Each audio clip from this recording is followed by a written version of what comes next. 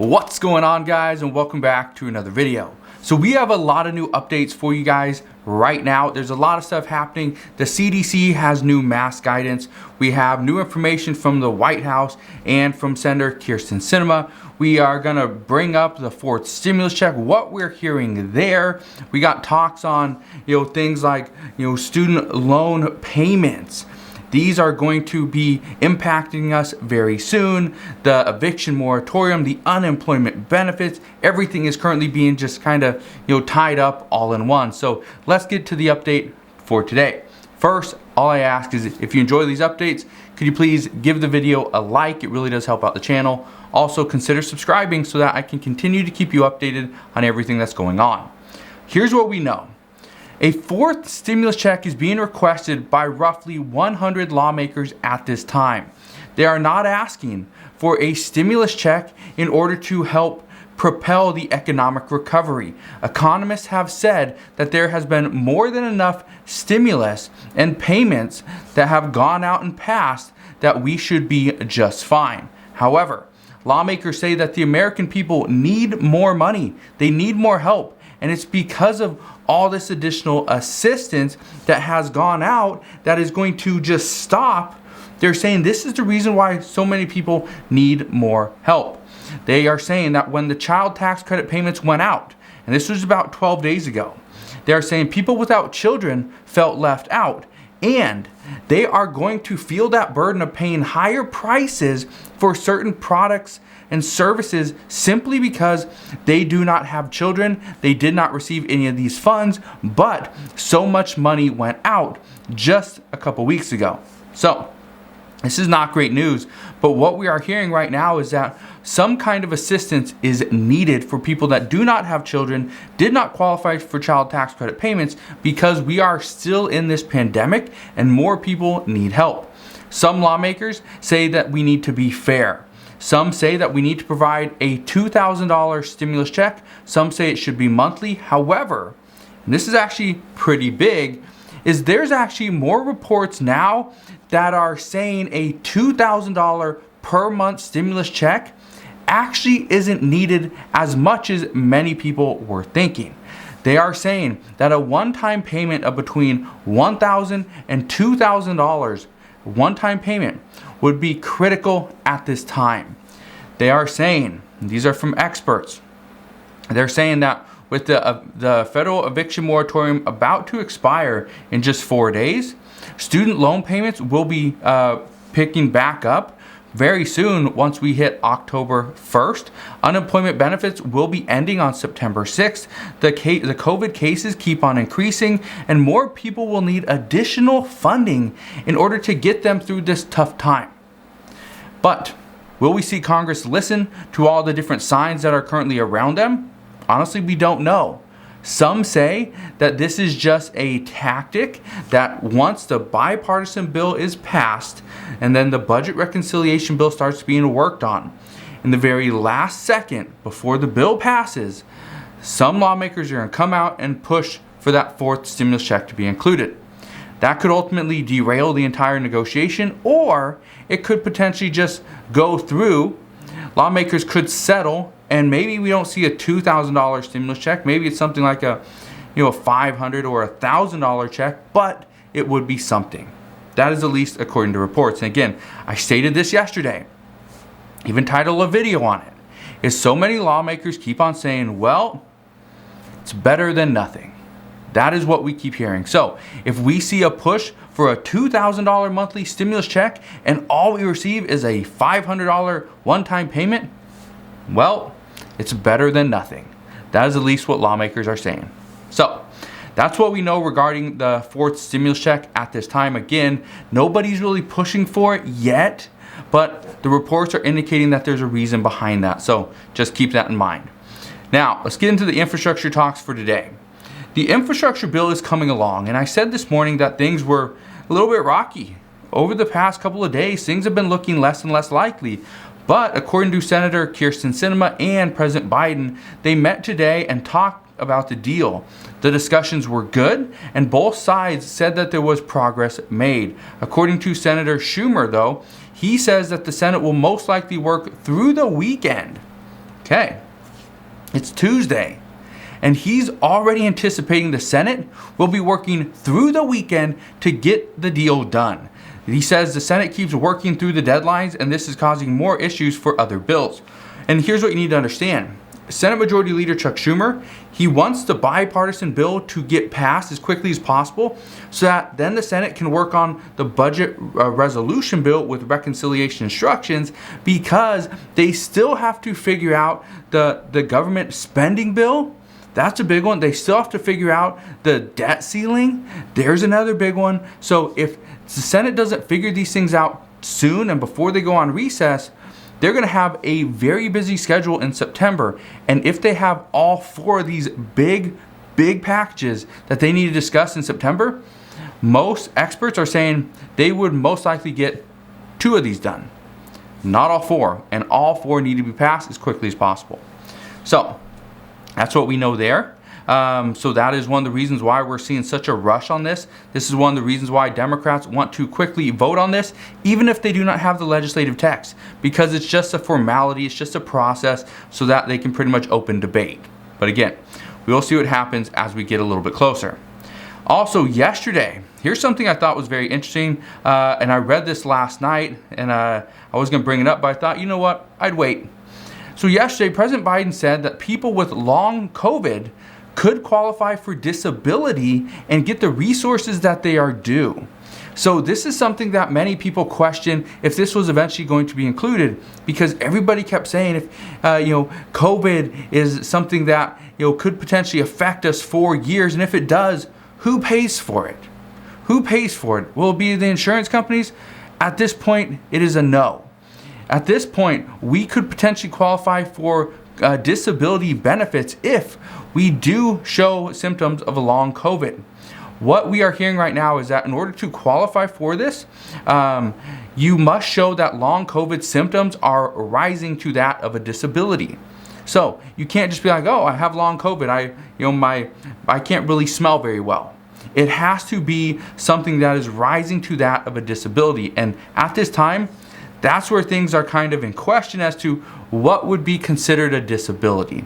Is it taste? Is it smell? Is it constant headaches? What is it? Also, as somebody that wants to qualify for this, you would actually have to get an individual assessment, and that must be conducted first in order to determine if you have long COVID and if you would qualify. So you can't just be like, hey, I got long COVID, I should get benefits. No, you have to qualify. So as I know more there, I promise I will fill you in on that update as well. Also today, the Senate reached a deal to provide the Capitol security security with an additional funding. We knew that the Capitol Police were having a little bit of an issue with their funding because they were running dry, and they were saying they could potentially have to furlough Capitol Police very soon. Well, today, they said they reached a deal for $2 billion in emergency funding. This bill is also expected to reimburse the National Guard for about $521 million that they lost, and it's going to improve security around the Capitol. It's going to provide the Pentagon with some money as well. So this is it's just $2 billion, but this is more than enough to do some improvements around the Capitol, provide the Capitol Police with funding that they need to continue to secure the premises, and they're going to reimburse the National Guard. So about $2 billion well spent. We did not want to see the National Guard have to quit doing their trainings and stop doing other things simply because they went to go and protect the building. That's not something that we wanted to see. So finally Congress decides, let's pass something. So that's good news there. Also, states, okay, let's get into unemployment, because states that canceled their unemployment benefits a little bit early, they haven't seen the bump in hiring, and they're wondering why. What is going on? Well, we got some reports there. What happened was that adults did get more jobs. They actually received more jobs. However, teens were starting to be let go. So even though there were more people being hired, other people were being let go, and so the numbers kind of fluctuated right about the same. Well, the reason for the limited amount of hiring was simply because that the adults that did get hired, okay, the positions were pretty much, there weren't new positions that were filled. The adults that were being hired were simply coming back to work, and the teens that took their positions months ago are now being let go. So that's what we're hearing, and this is coming from multiple reports. Teens are simply just losing their jobs at this time. Some say it's just seasonal work, so it's okay. Others say that no, this could potentially lead us into the fall and winter time, which could see more increases in unemployment there. What we're hearing right now is that this is what's been causing this increase in new weekly unemployment claims as well. So that's something that I'm curious to watch as we start to get these new weekly claims. On Tuesday or on Thursday, we'll see the next week's unemployment claims. So hopefully we will have more information on that one as well. Now, here's something I thought was very interesting I want to bring to your attention. Over the past probably few months, I keep seeing comments where somebody went to the store, bought something, and it cost double what they used to spend, right? Well, here's what we know, and my guess is you're tired of paying more for things.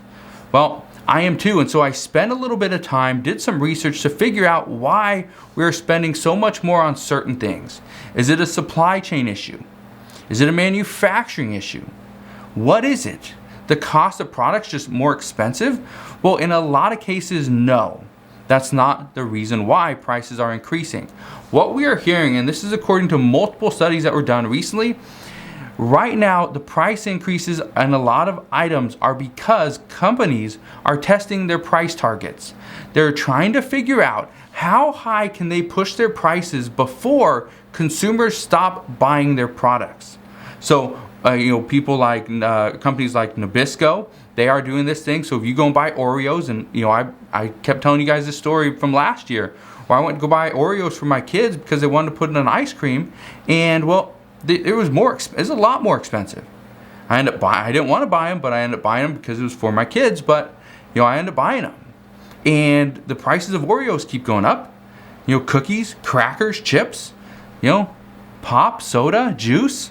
Everything keeps going up, but in most cases, not because of the supply chain issue, is because these companies are trying to ramp up their price and see how high they can go before consumers stop buying their products. And once they stop buying, chances are they're going to bring their price back down. It's going to fluctuate up and down a little bit in order to get that sweet spot where they don't see a huge drop off of people buying their products, yet they continue to profit off of selling these. So if you are wondering what you can do to prevent this quick little pump in the price, there's not much you can do. You can stop buying the products and hope everyone else does as well. Then the companies will bring it down. But by doing so, you could also risk that company could eventually just stop creating that product if it's not profitable enough. So just keep that in mind. Now, let's talk about the CDC and their new mask guidance. This has been all over the internet, all over the news outlets, over the past few days. But what I want to bring to your attention is, and I stated this over a month ago, when the CDC came out and said that all school-aged children who are vaccinated did not have to wear a mask. I said, just wait. Do not worry about this. Don't get too excited, because we are going to see them roll their guidance back. Because it's too difficult to try to pretty much determine who is vaccinated, who isn't, who should wear a mask, who doesn't need to, who wants to just because, and doing all of this without asking for a vaccine passport, proof of a vaccine card, and so forth. So the CDC has now changed their mind, and they are telling Americans to wear a mask when indoors. They are saying that people in counties with low vaccination rates should continue to wear a mask because this is where the majority of surges are happening. They say that even vaccinated Americans should continue to wear a mask even though they believe vaccinated people have a very low transmission rate. They're changing their ruling on K-12 schools, saying that the CDC is now saying that all children should continue to wear a mask regardless of their vaccination status. Now, I told you this before, and I will continue to tell you this over and over. The CDC is simply just blowing in the wind, okay? They are issuing this guidance. They're issuing these statements. But at the same time, they are learning a lot of this stuff as they go. They aren't backing a lot of their decisions off of science that they have, for the previous, 10, 20, 30, 50 years. This is new. This is a new territory. So even though the CDC provides guidance, even though the White House says, oh, we're good here, just understand both are blowing in the wind. They will simply go with whatever direction the wind blows them, simply because this is new territory. So even though the CDC says that they are now recommending that all K through 12 schools, school-age children still wear a mask whether or not they're vaccinated or not, just understand they could change this guidance at any time. So as they decide to change their guidance, change their mandates, I promise I will fill you in on those updates. Just want to thank you guys for watching. Have a wonderful rest of your Tuesday. If you could, go ahead, hit that like button. Also share this video with your friends and family on Facebook so they too can stay updated, and consider subscribing so you don't miss any updates as well. Again, thank you guys for watching, and I'll see you guys on the next one.